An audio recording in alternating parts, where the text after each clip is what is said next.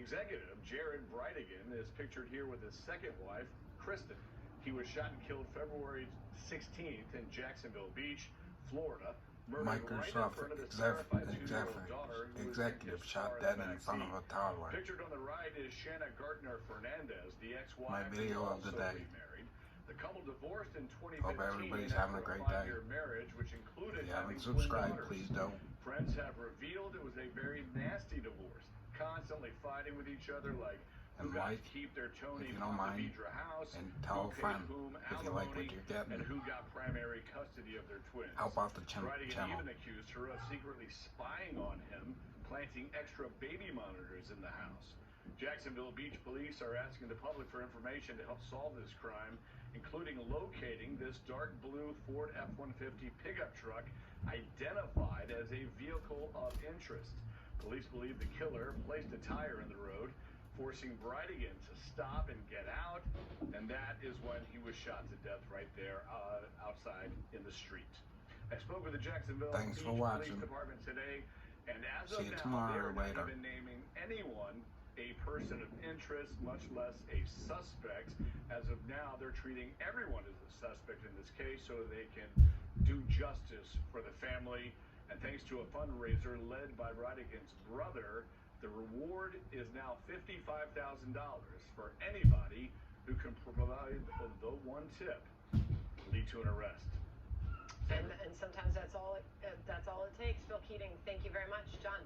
All right, Sandra, let's bring in Mark Aguilar, criminal defense attorney. So, Mark, let's get your take on this, but let's set the stage here.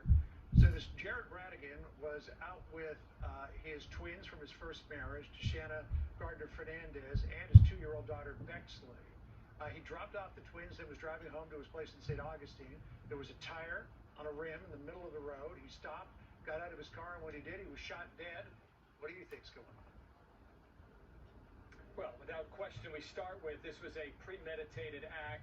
If anybody's got half a brain, they see that somebody wanted him dead. Then the next conclusion is, okay, who wanted him dead? First and foremost, and I'm not saying she did anything, the police would have to start looking at the ex-wife. They had a vicious divorce. And even after a settlement, there was ongoing, constant litigation between them over a myriad of issues. I mean, they fought about everything. It was child support, it was alimony, it was child custody, it was everything. And that anger continued on even right up to the 11th hour. So her getting an attorney was necessary, whether she's innocent or not, because police for sure will be reaching out to her and targeting her for someone they want to speak to, for sure. I know you make the case that because she hired this criminal defense attorney, it makes her an obvious and immediate suspect, but the ex-wife's attorney said the only purpose for doing that and retaining that criminal defense attorney was to protect the young twins from publicity. Do you not buy that? Let me make my point clear.